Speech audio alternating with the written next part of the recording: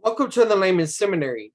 The video that you're about to see is continuing the Final Destiny series, but I'm going to be doing it in chunks. And the reason being is because when you get to the book of Numbers, as it relates to the content of Final Destiny, it's there's so much there.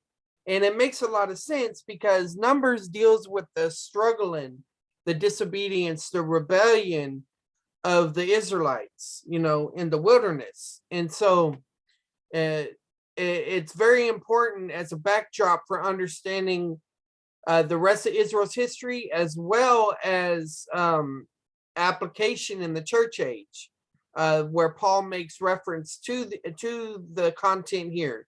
Now, Genesis and Exodus, there was a lot of good things that we already laid the groundwork for, but I had to go back and add the part 2 videos for Genesis, Exodus, and Leviticus, just so that I could do justice in preparing us for what is involved in Numbers with the word studies and things like that. So if you haven't seen those videos, I would encourage you to go back and watch them.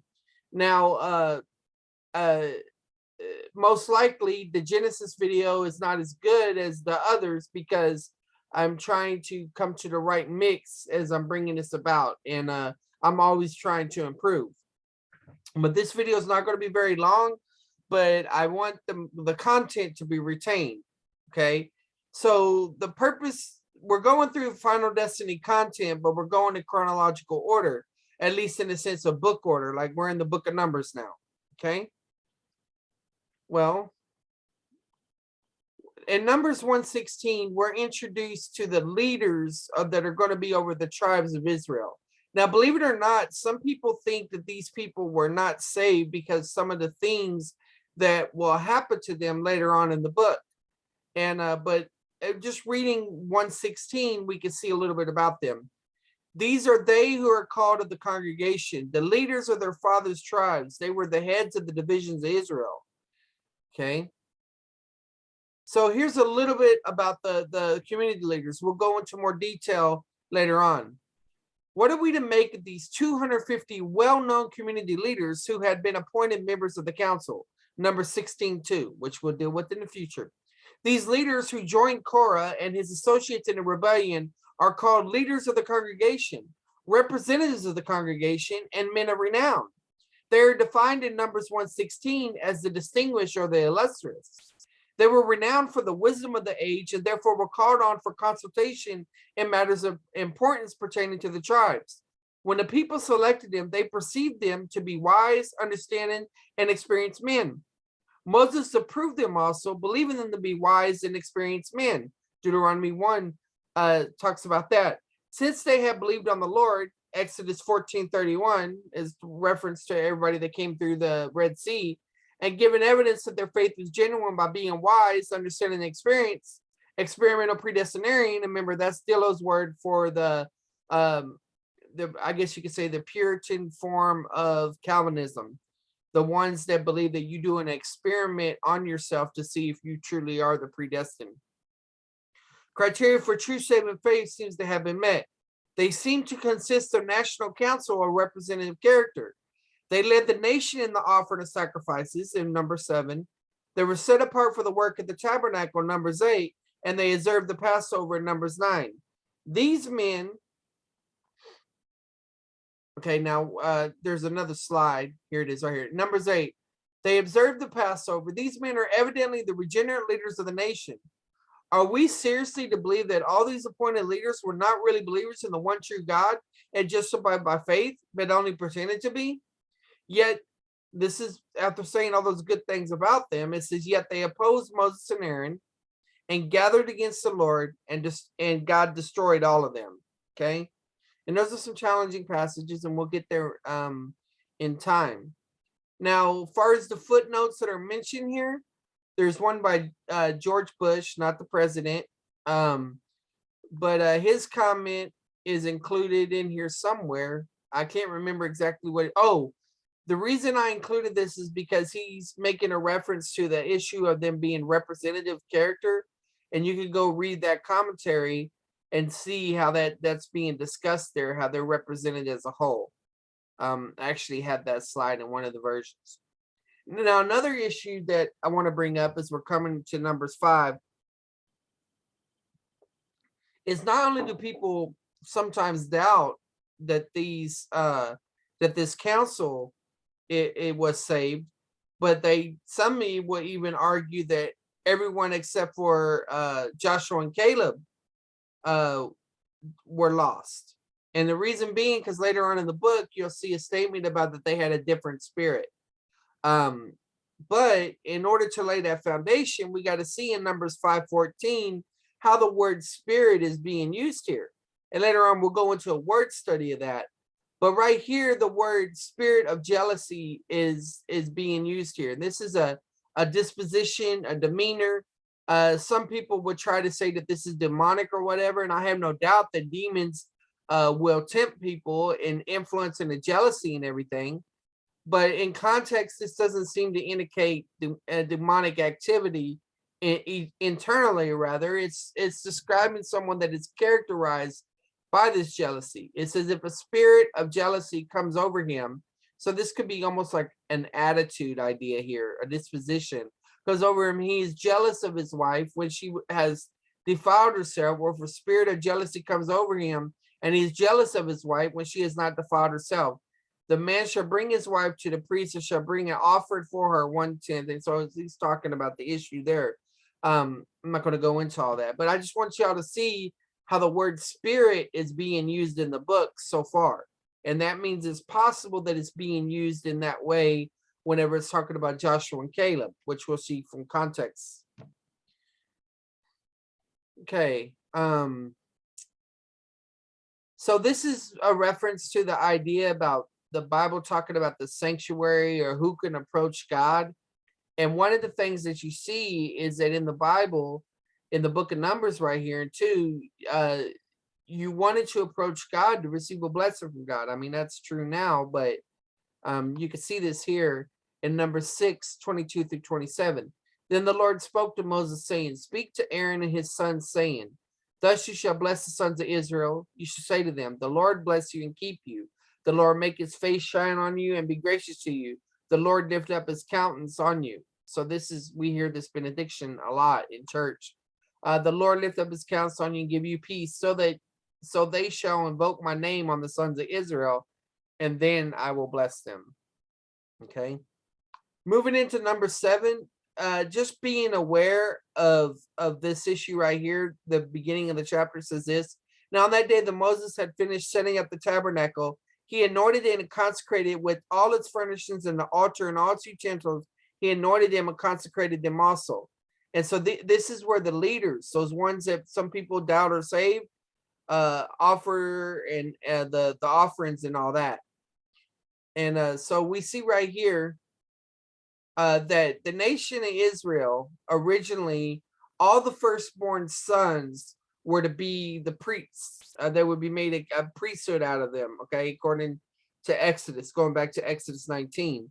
So right here we see this. God had originally intended to make the firstborn of sons of Israel his priests. However, because of disobedience in the wilderness, he took that blessing from the firstborn and gave it to the Levites instead. Okay. And then he talks about it's the father's prerogative that's used in scripture and everything. And in First Chronicles 26:10, you have an example of that right here. And Hosea, one of the sons of Merari, had sons. Shimri, the first, although he was not the firstborn, his father made him first. So this is a cultural example in scripture where this is being done. And so the father has the prerogative, and God the Father, of course, has the greatest prerogative. So continuing on, Numbers 8. All right.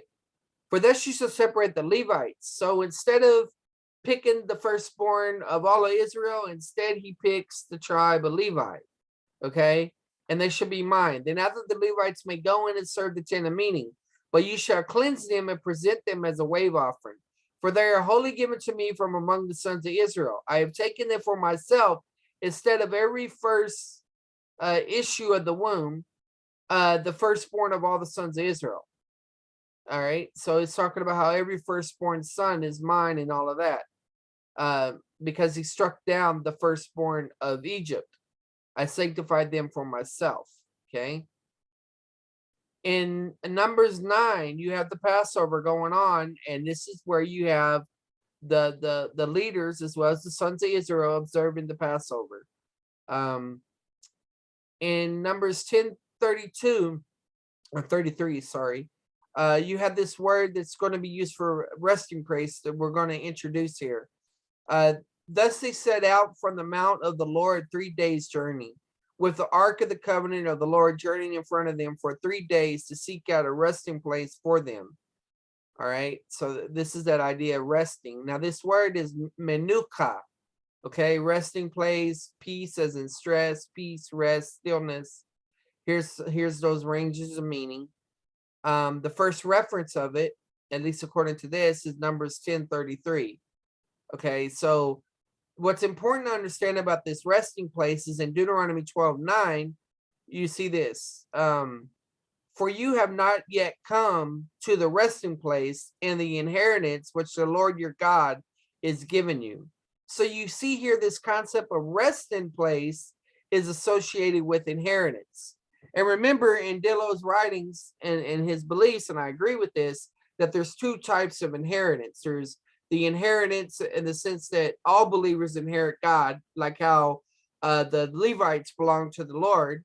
And then there's the inheritance that relates to the reward, the victory, the blessing in the land for that time, and then that has implications for the church age as well later on. But we'll talk about that later. Numbers 13:30. Then Caleb quieted the people before Moses and said, "We should by all means go up and take possession of it, for we will surely overcome it." So here we return to our word Yarash, which we've introduced in previous videos, and we see here it's being used for possession. So Caleb is saying that we can do this, you know, but of course the people didn't want to do it. So here's our word ring for Yarash, how it's being used. There's the semantic range. Here's the first mention, Genesis 15:7. And we see right here in Leviticus 20:24 it occurs as well, but it also occurs in our passage. Okay, now here's a reminder though. Israel, even though they were given the promised land, though they're promised the promised land, right? God tells them, or at least through Moses, only do not rebel against the Lord, and do not fear the people of the land, for they will be our prey. Their protection has been removed from them, and the Lord is with us. Do not fear them. But all the congregation said to stone them with stones. Then the glory of the Lord appeared in the tent of meeting to all the sons of Israel. So Israel had the responsibility of going in the land, engaging the enemy, conquering, and all of that. And so this is what Dillo's point is here, is that yet whether Abraham will personally experience a blessing would be contingent on his obedience. We talked about that in previous videos. That's the inheritance granted to those who are already saved. This is the reward idea, in addition to personal sociological salvation. This inheritance was illustrated from the beginning with the guarantee made to Abraham, who would have a land, seed, and a great name, and through him all the Gentiles will be blessed. All right. Similarly, his seed, the Exodus generation, who were heirs of the promise, nevertheless needed to cross the Jordan, engage the enemy, and obey the Lord wholeheartedly.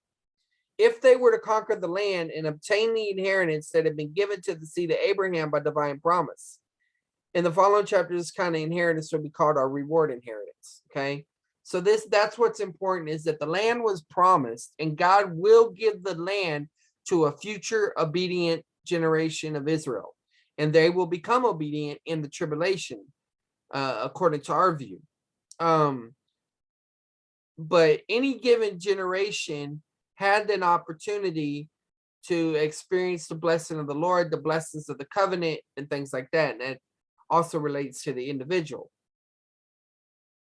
Okay, well, So far, this brings us up to about Numbers 14, which I think we'll pick up around that section there.